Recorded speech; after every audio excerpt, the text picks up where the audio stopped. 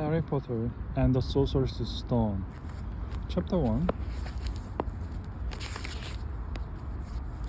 Hmm?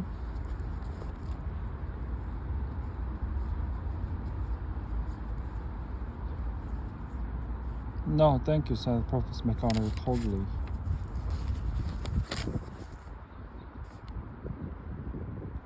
As though she didn't think this was the moment for lemon drops. As I say, even if you know who has gone, my dear Professor, surely a sensible person like yourself can call him by his name. All this who's nonsense. For 11 years, I have been trying to persuade people to call him by his proper name, Voldemort. Professor McGonagall flinched, but Dumbledore, who was unsticking 2 lemon drops, seemed not to notice. It all gets so confusing if we keep saying who. I have never seen any reason to be frightened of saying Voldemort's name. I know you haven't, said Professor McGonagall, sounding half exasperated, half admiring. But you're different. Everyone knows you're the only one who. Oh, all right, Voldemort was frightened of. You flatter me, said Dumbledore calmly. Voldemort had powers I will never have, only because you are too noble to use them. It's like it's dark. I haven't blushed so much since Madame Pomfrey told me she liked my new earmuffs. Professor McGonagall shot a sharp look at Dumbledore and said, The owls are nothing next to the rumors that are flying around. You know what everyone's saying about why he's disappeared, about what finally stopped him. It seemed that Professor McGonagall had reached the point she was most anxious to discuss. The real reason she had been waiting on a cold, hard wall all day, for neither as a cat nor as a woman had she fixed Dumbledore with such a piercing stare as she did now. It was plain that whatever everyone was saying, she was not going to believe it until Dumbledore told her it was true. Dumbledore, however, was chewing another lemon drop and did not answer. What they are saying, she pressed on, is that last night Voldemort turned up in a Godric's Hollow. He went to find the Potters. The rumor is that little James Potters that they are dead. Dumbledore bowed his head. Professor McGonagall gasped. Lily and James, I can't believe it. I didn't want to believe it. Oh, Albus. Dumbledore reached out and patted her on the shoulder. I know, he said heavily. Professor McGonagall's voice trembled as she went on. That's not all. They're saying he tried to kill the Potter's son, Harry, but he couldn't. He couldn't kill that little boy. No one knows why or how. But they're saying that when he couldn't kill Harry Potter, Voldemort's power somehow broke, and that's why he's gone. Dumbledore nodded glumly. It's true? Faltered Professor McGonagall. After all he's done, all the people he's killed, he couldn't kill a little boy. It's just astounding. Of all the things to stop him, but how in the name of heaven did Harry survive? We can only guess, said Dumbledore.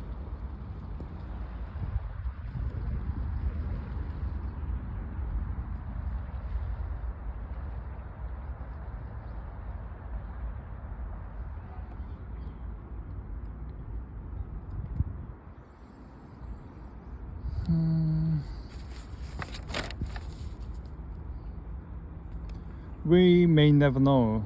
Professor McGonagall pulled out a lace handkerchief and dabbed at her eyes beneath her spectacles.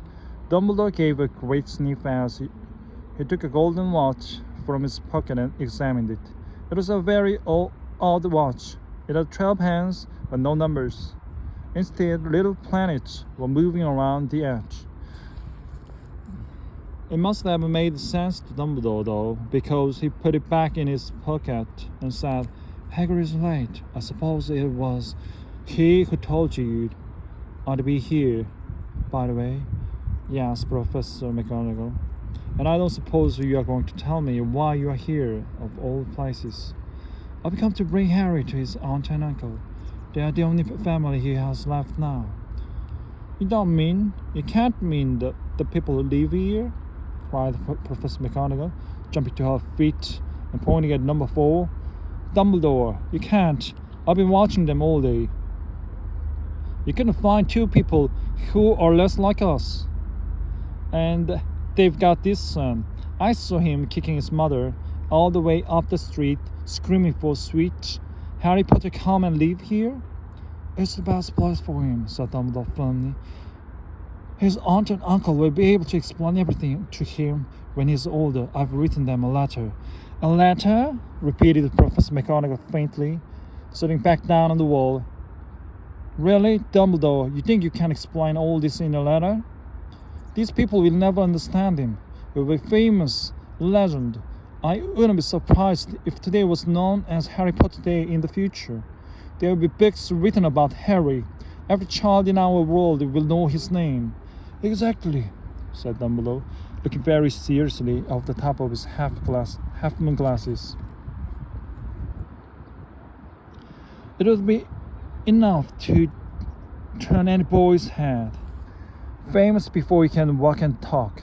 Famous for something he won't even remember. Can't you see how much better off he will be growing up away from all that until he's ready to take it? Professor McGonagall opened the mouth, changed her mind.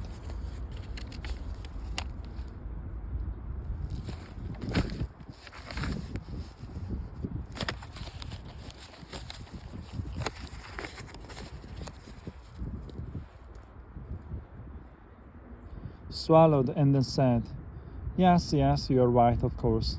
But how is the boy getting here, Dumbledore?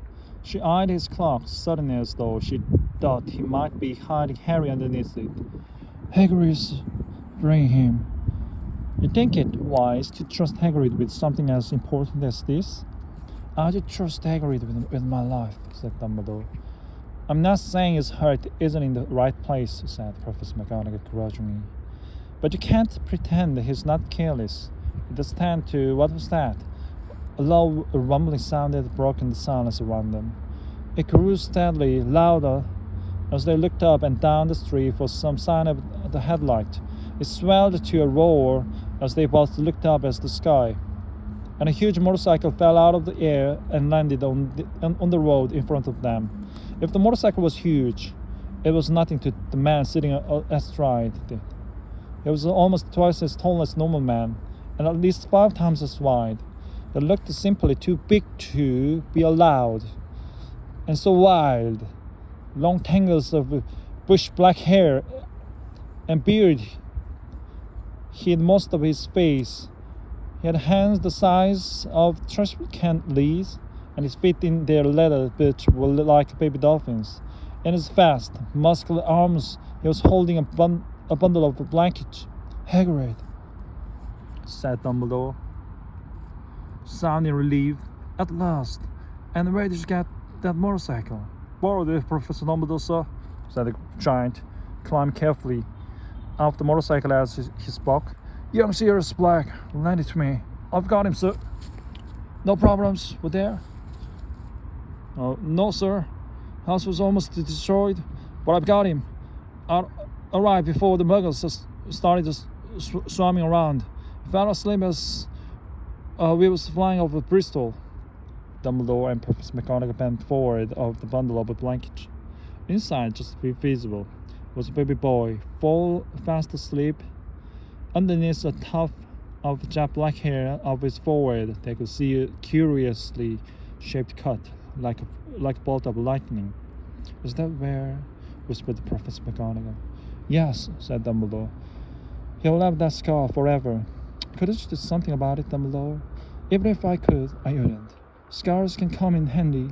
I've one myself about my left knee that is a perfect map of the London Underground. Well, give him here, Hagrid. We'd better get this over with. Dumbledore took Harry in his arms and turned toward the Dursleys' house. Could I say goodbye to him, sir? Asked Hagrid. He bent his great shaggy head over Harry and gave him What must have been a very scratch, whiskery kiss. Then suddenly Hagrid let out a howl like a wounded dog. Shh, hissed Professor McGonagall. We'll wake the muggles. So sorry, sobbed Hagrid, taking out a large spotted handkerchief and burying his face in it. But I can't stand it, little James Dad.